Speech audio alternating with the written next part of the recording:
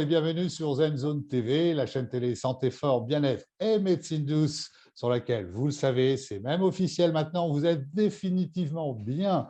Alors, aujourd'hui, dans l'interview thérapeute, j'accueille Hélène Guarino. Hélène Guarino, qui est ancienne ingénieure et devenue experte conseillère en Feng Shui. Elle va nous expliquer tout ça. Hélène Guarino, installée à Marseille et à Aix, dans le 13, bien entendu. Bonjour Hélène Guarino. Bonjour Michel.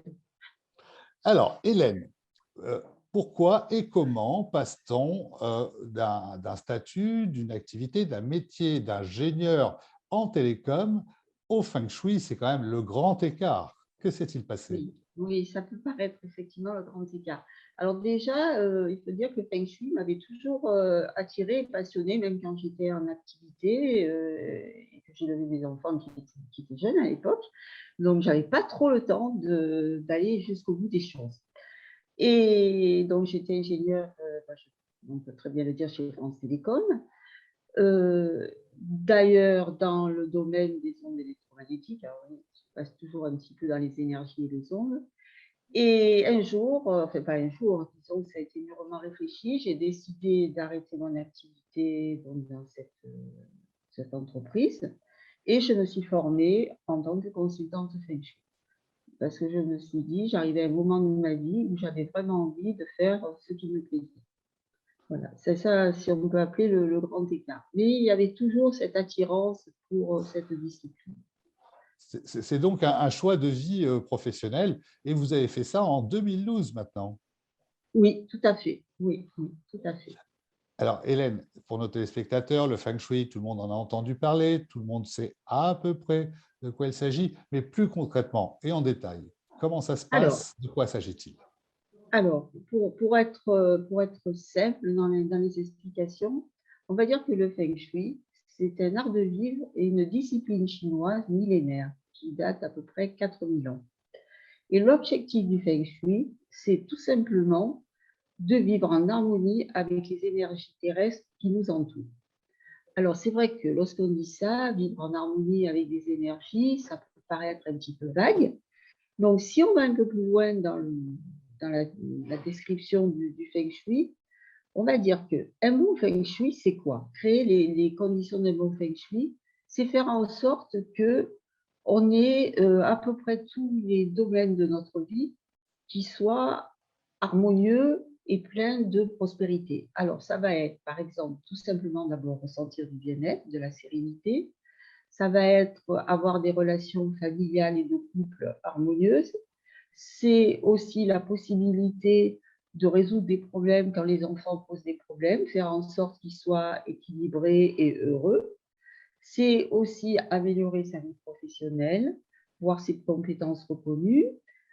Ça peut être aussi le domaine de la vitalité, de la santé, et pour les gens, par exemple, aussi qui ont des problèmes de sommeil, retrouver une qualité de sommeil, souvent tout simplement en déplaçant le lit dans une certaine orientation. Ça, c'est un bon feng shui dans une maison. Maintenant, à l'inverse, si le feng shui n'est pas bon, ce qu'on appelle le Char-Chi en Feng Shui, eh bien, au contraire, les obstacles vont s'accumuler. C'est-à-dire qu'on va avoir des problèmes financiers, des problèmes professionnels, voire des problèmes de santé et de relations familiales. Et on va surtout constater que on va avoir un chemin de vie avec des obstacles, des opportunités. Enfin, on ne peut pas profiter de certaines opportunités qui nous échappent. Voilà. Donc, en gros, c'est ça. Un bon feng shui, c'est avoir le moyen d'avoir une vie meilleure et plus facile. Un mauvais feng shui, c'est accumuler les ennuis et les problèmes. Alors, la définition du feng shui, ça veut dire quoi Alors, feng shui, ça veut dire, en fait, la traduction littérale des deux mots, ça veut dire vent et eau en chinois. vent et Euh, eau? Vent et eau. Alors pourquoi vent et eau? Ben, tout simplement parce que ces énergies terrestres dont on parlait, qui entourent les maisons et qui après pénètrent dans les maisons, elles sont créées par le relief. Et qui dit le relief, par le relief, les cours d'eau, le vent, enfin, tous les phénomènes naturels. Alors bien sûr, ce que je dis là, ça peut paraître un petit peu bizarre à des gens qui vivent en ville. Mais ce qu'il faut se dire, c'est que le feng shui traditionnel, où effectivement dans la Chine ancienne, l'habitat était plutôt rural, à part dans les palais, les bâtiments comment dirais, des dignitaires, on peut le transposer à la vie d'aujourd'hui, dans les villes. C'est-à-dire que les cours d'eau sont remplacés par les rues et les boulevards. Les montagnes, eh bien, c'est les bâtiments. Voilà. Donc, il y a des analogies qui peuvent se faire. Parfait. Alors, comment procédez-vous quand on vous demande de faire une prestation, une consultation en Feng Shui? Comment travaillez-vous pour révéler le potentiel énergétique d'un lieu? Voilà. Alors, pour évaluer le potentiel énergétique d'un lieu, il y a plusieurs choses à faire. Alors, la première chose, c'est déjà de voir ce qui se passe autour de l'habitation, hein, que ce soit une maison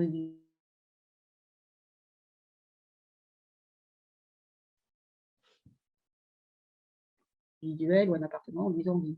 Déjà, voir l'habitation. Après, il faut se dire que le feng shui, en fait, a deux aspects. Il y a à la fois, on y reviendra après, l'aspect, j'allais dire un petit peu défensif et protecteur, c'est ce que je viens de dire en parlant de l'environnement extérieur, de l'influence de l'environnement extérieur. Et après, il y a un aspect plus offensif qui est de faire en sorte d'activer les bonnes énergies qu'il va y avoir dans la maison et de neutraliser celles qui le sont moins.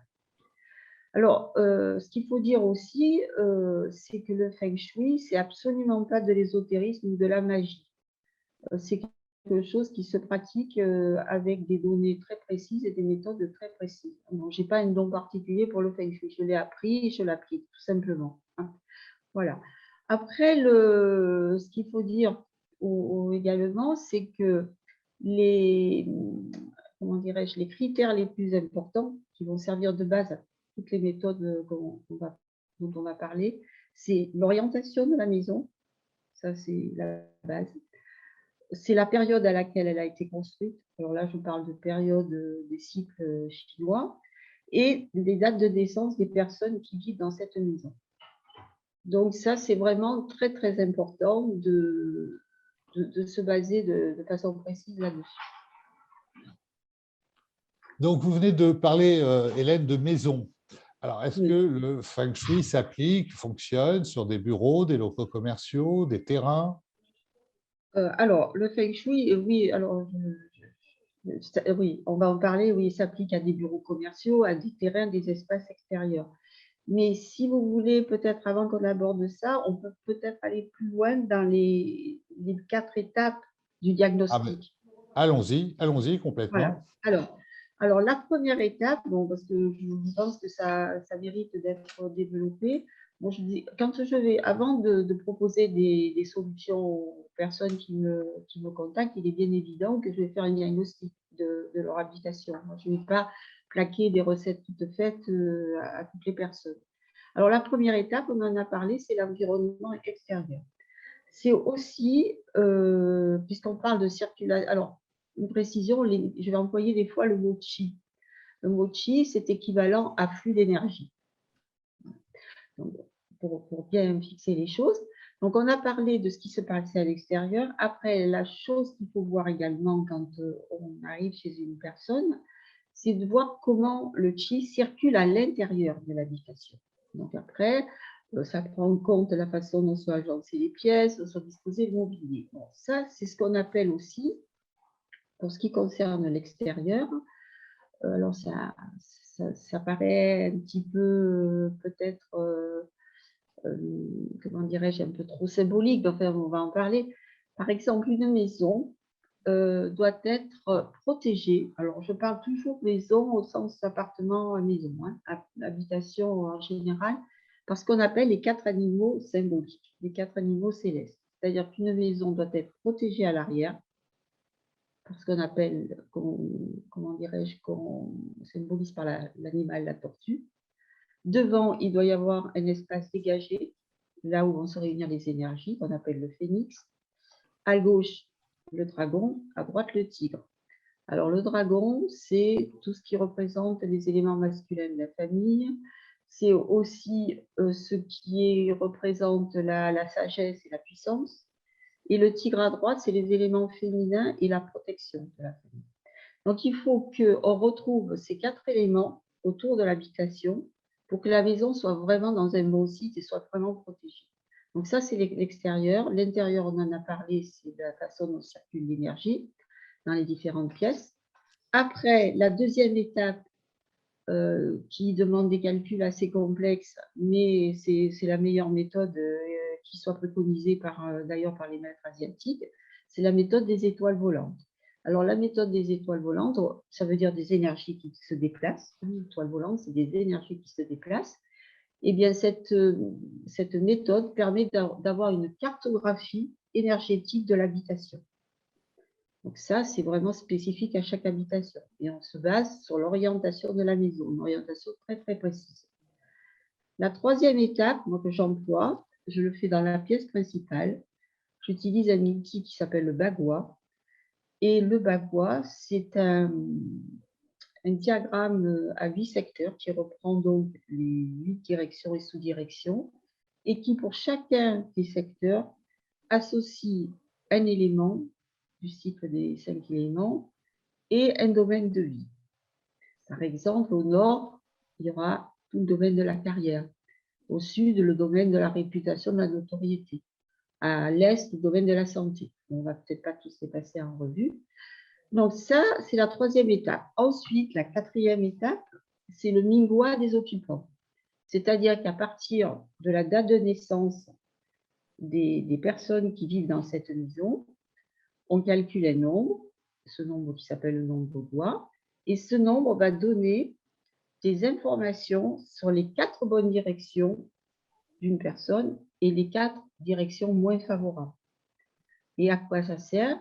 Ça sert par exemple à bien positionner sa tête de lit, à bien s'installer à son bureau pour travailler. Ça, c'est valable aussi quand on est à son poste de travail, au bureau ou en entreprise. Voilà, ça, c'est les 4 choses qui sont incontournables pour faire un bon diagnostic. Donc, les 4 points, donc, comme vous venez de nous l'expliquer, les 4 points les plus importants. Mais alors, est-ce que vous diriez, honnêtement, hein, entre on est tous les deux là, que le Feng Shui, Hélène Guarino, fonctionne à chaque fois pour tout le monde? Et que se passe-t-il pour les personnes qui occupent donc soit cette maison, cet appartement ou ce bureau? Alors, quand on fait une consultation Feng Shui et que l'on met en place des solutions, qu'est-ce qui va se passer? En général, par expérience aussi que je parle, les gens déjà vont se sentir beaucoup mieux. Ils vont être, comment dirais-je, plus sereins dans leur maison, bon, l'atmosphère va se détendre. Par exemple, les maisons où il y a des conflits familiaux, des tensions, tout ça, les choses s'apaisent. Après, je crois que les personnes aussi s'aperçoivent que qu'il y a une énergie nouvelle qui arrive dans la maison, qui va circuler dans la maison. Et cette énergie va leur permettre de réussir leur projet, va leur permettre d'être plus dynamique, d'aller de l'avant, comment dirais-je, de surmonter des obstacles. Donc, après, je veux dire, une fois, il y a quelqu'un qui m'avait posé la question, qui m'avait dit pourquoi vous ne faites pas des photos avant-après des maisons? Bah, j'ai dit non, parce qu'en fait, parfois, c'est des modifications assez subtiles et je ne suis pas décoratrice d'intérieur. Donc, je ne vais pas casser des cloisons, je ne vais pas dire allez, il faut changer votre mobilier. Il faut... Non, c'est des choses très subtiles. Par contre, c'est vrai que quand je fais mon rapport des conditions d'expertise, d'études et que je le transmets aux personnes, je vais leur demander bon, de modifier leur façon de disposer le mobilier, leur façon de décorer. Si les personnes, bien sûr, ne sont pas contre de faire des travaux de peinture, d'introduire certaines couleurs dans leur maison, certaines matières, voilà. Mais c'est très subtil et le résultat se fait peu à peu. Je ne vais pas dire que du jour au lendemain, ça y est, coup de baguette magique, je viens à tel jour, le lendemain, tout est parfait. Non, ça se fait peu à peu, le temps que l'énergie soit équilibrée dans la maison. Là, je ne sais pas si j'ai répondu. Mais complètement, Hélène. Mais oui, donc sensation de bien-être, de mieux-être, d'apaisement, apaisement des conflits, des tensions qui pourraient régner dans un local professionnel ou d'habitation. Mais le résultat est garanti. Quand vous intervenez, les gens sont certains, même s'il faut peut-être s'y reprendre à deux, trois fois, je ne sais pas, mais les Non, gens qui vous non, non, consultent sont certains ça, de… non, les personnes me font confiance et suivent ce que je leur propose, je n'ai pas besoin de leur reproposer une deuxième visite, une troisième, certainement pas. Parce que ça n'aurait aucun intérêt. Maintenant, bon, moi, je peux citer des exemples concrets. Par exemple, bon, vous avez des personnes qui, bon, certaines, ce sont des problèmes matériels, des problèmes de recherche d'emploi ou de développement de clientèle. Donc, j'ai fait des expertises pour des gens, par exemple, des gens qui sont naturopathes ou comment dirais-je, ostéopathes, vous voyez, des professions comme ça, et qui voulaient développer leur clientèle. Donc, on a modifié leur cabinet de consultation et les choses se sont bien passées. C'est-à-dire, j'ai eu des bons retours, ma clientèle s'est développée depuis que vous êtes venu, tout ça. Bon, ça, c'est une certaine chose. Après, vous avez aussi des gens dont les problèmes ne sont ni financiers ni matériels, mais c'est des problèmes affectifs. Des gens qui veulent refaire leur vie, par exemple, qui sortent d'une période douloureuse et qui voudraient… Donc là aussi, ça veut dire que les personnes vont aller vers des rencontres qui se concrétisent. Ça dépend vraiment des personnes. Après, moi, j'ai l'esprit aussi, le souvenir d'une dame qui avait un petit garçon qui avait même pas 2 ans et qui était très agité, qui ne voulait pas rester dans sa chambre, qui dirait, bon, on a modifié sa chambre, on a modifié la façon dont était organisé le mobilier de sa chambre, on a rajouté des choses hein, dans la chambre. Eh bien, ça s'est très bien passé. Le petit garçon, elle m'a contacté, elle m'a dit il dort beaucoup mieux, il est calme, il apprécie de jouer dans sa chambre et tout ça. Donc, vous voyez, ça dépend un peu de la problématique de chacun. D'accord. Et puis, comme c'est une discipline, une technique ancestrale, on peut faire confiance au Feng Shui. Alors, justement, comment devient-on experte ou consultante Feng Shui? Quelles sont les formations?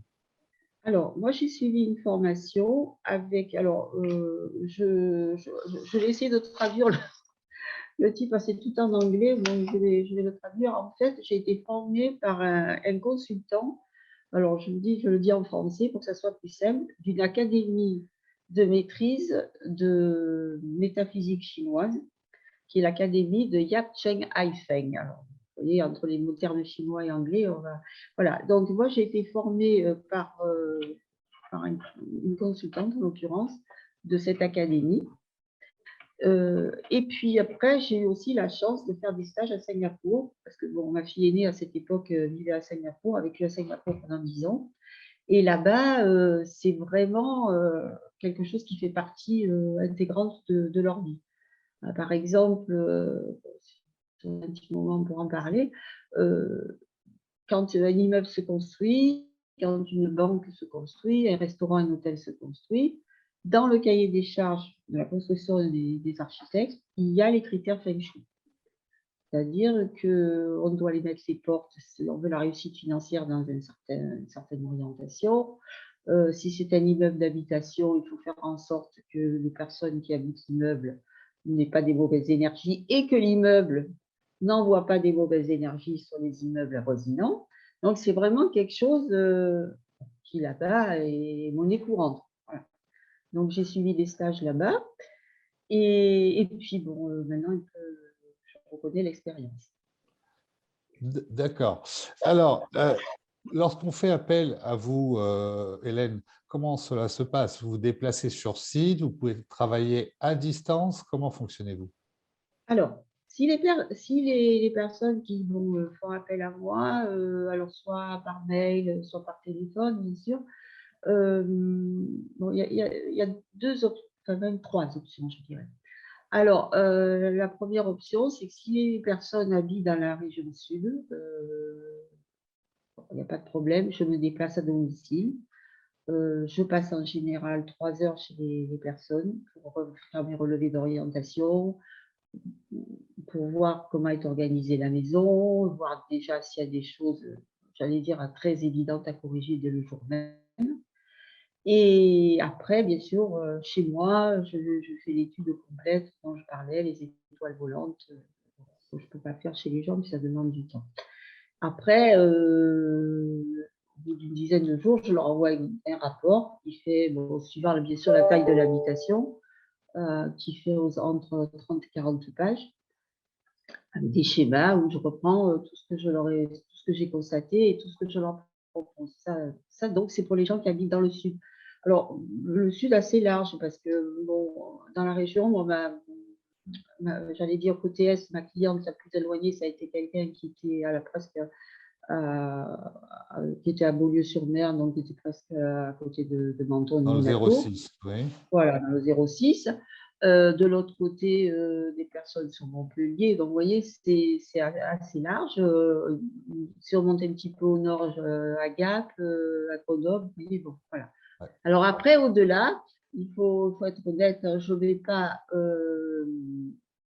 faire un déplacement sur Lyon ou sur Paris, parce que les frais de déplacement à la charge de la personne qui consulte seraient trop forts. Alors, dans ces cas-là, ce que je propose, et ça marche très bien aussi, alors là, j'ai même eu des personnes, pas mal de personnes à l'étranger, je peux faire de la consultation à distance. Alors, la consultation à distance, ça marche très, très bien.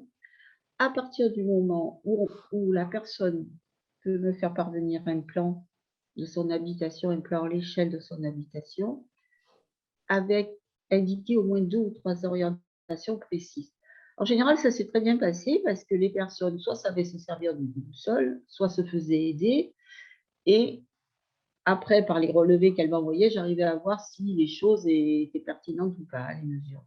Donc, à partir du moment où j'ai un plan orienté, qui soit à l'échelle, que l'on m'envoie des photos ou une vidéo des différentes pièces pour que je puisse voir ce qu'il y a au départ, La il n'y a pas de réalité, oui. problème, je peux le faire. Voilà. Donc ça, c'est tout à fait possible.